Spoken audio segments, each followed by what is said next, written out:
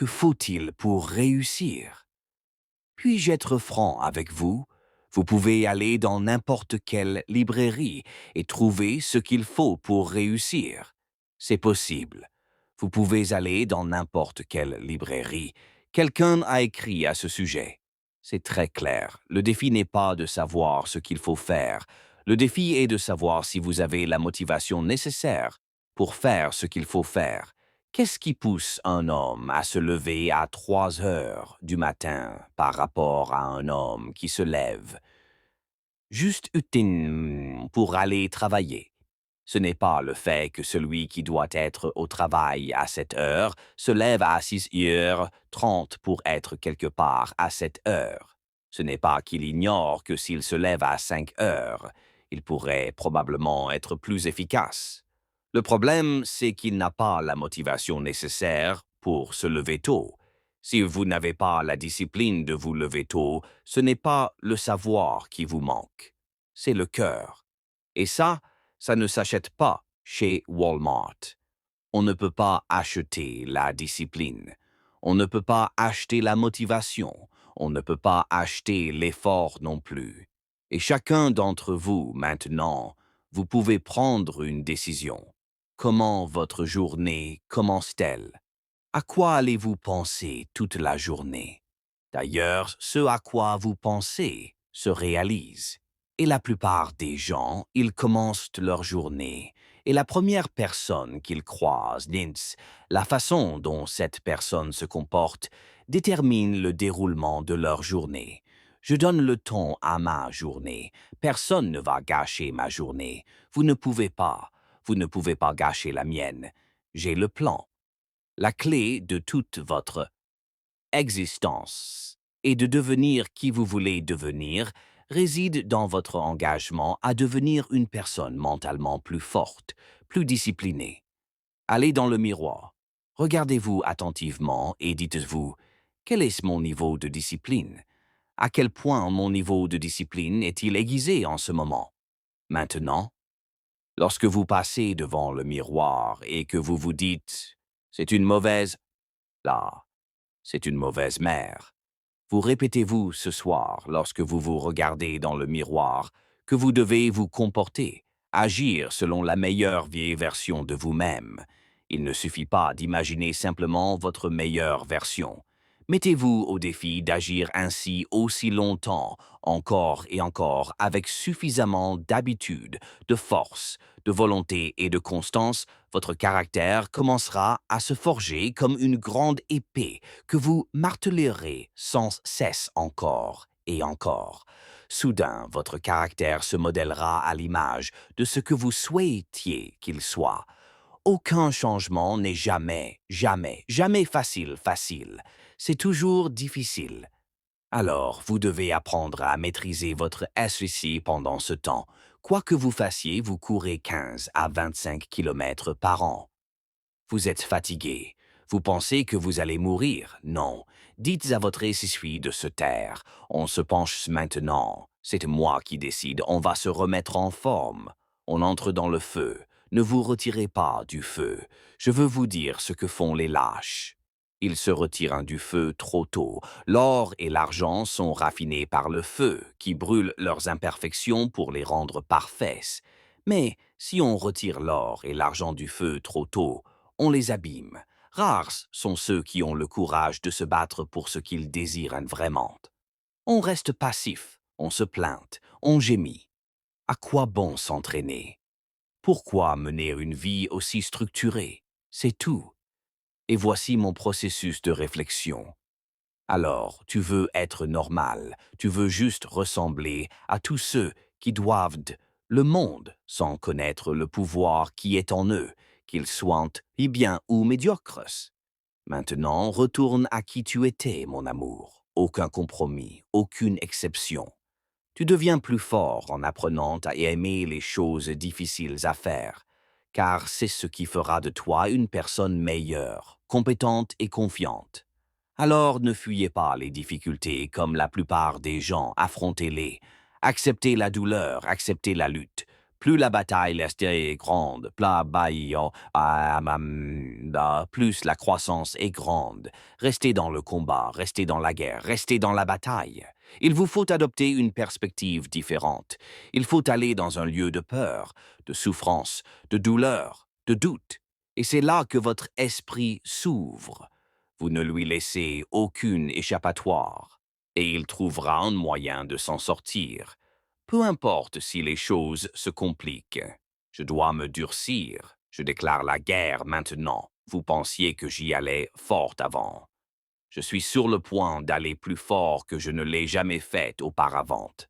Et pour certains d'entre vous, rien n'est sacré. Il y a certaines choses que vous n'aurez jamais si vous vous arrêtez. Vous recommencez, vous vous arrêtez, vous recommencez, et vous vous demandez pourquoi tout le monde est béni. Ce n'est pas parce que vous ne comprenez pas ce qui arrive. Cela signifie que lorsque vous le faites, vous ne pouvez plus y échapper. Je veux que vous y réfléchissiez à cela. Est-ce tout ce que vous êtes? Avez-vous plus à donner? Pourriez-vous aller 10 fois plus que vous ne le faites en ce moment? Mais comment cela va-t-il se passer? La mentalité du guerrier. Cela signifie que vous allez jusqu'au bout de ce que vous dites que vous allez faire, quelles que soient les circonstances. Ces jours d'épreuve, ce sont les jours qui mettent vos qualités à l'épreuve. Ils mettent à l'épreuve qui vous pensez être. Ils mettent à l'épreuve votre force mentale, votre discipline, votre ténacité, votre dévouement. Votre caractère est mis à l'épreuve ces jours-là, au moment précis où tout en vous ne veut absolument rien faire.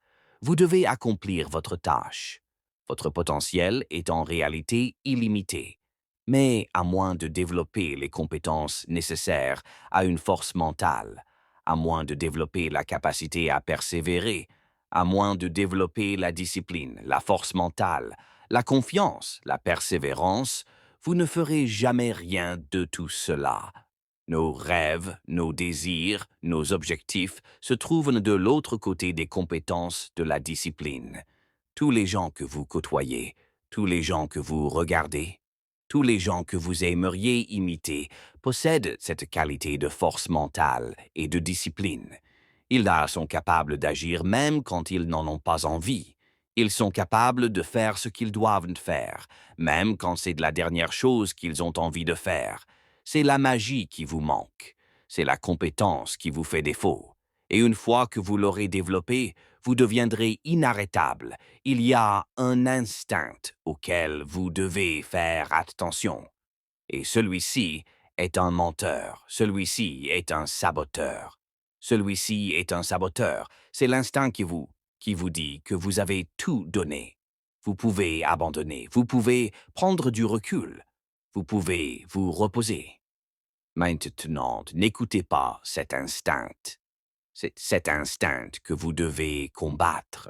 Il faut que tu résistes, il faut que tu lui dises de se taire, parce que tu es trop occupé à écouter la discipline, à écouter la salle de musculation, à écouter la barre de traction qui te dit de te lever et d'aller te dépenser. Et la vérité, c'est que si tu ne te punis pas, ça n'arrivera jamais. Il faut renoncer à quelque chose pour progresser. À quoi renonces-tu? Tu ne regardes plus la télé? Tu ne sors plus tous les vendredis? Tu commences à travailler 1 heure de plus. Tu te lèves une demi-heure plus tôt? Il faut que tu arrêtes de jouer avec ta vie. Il faut que tu prennes au sérieux ta... reprends-toi en main. Et pour la plupart d'entre vous, ce qui arrive, c'est que quand tout est favorable, vous êtes une bête, vous exécutez, vous réussissez à coup sûr, mais quand les conditions ne sont pas bonnes, vous jetez l'éponge. Vous n'essayez même pas, il faut que tu mûrisses. Ce ne sera pas toujours facile, ce ne sera pas toujours tout rose. Tu devras faire face à des jours sombres et orageux où rien ne se passera comme prévu. Et pour commencer à gagner, tu dois être du matin, de l'après-midi, du soir. Tu dois être performant quand tu te sens bien, quand tu es malade, même quand tu es fatigué. Tu ne t'arrêtes pas quand tu es fatigué. Tu t'arrêtes quand tu as terminé. Ceux qui agissent constamment auront toujours plus que ceux qui n'agissent que lorsqu'ils en ont envie. Le potentiel est en toi. Mais le problème, c'est qu'il faut que quelqu'un te pousse. Tu ne te pousses pas toi-même. Tu manques de discipline. Alors, quand je me réveille le matin, je regarde l'heure. 5 heures.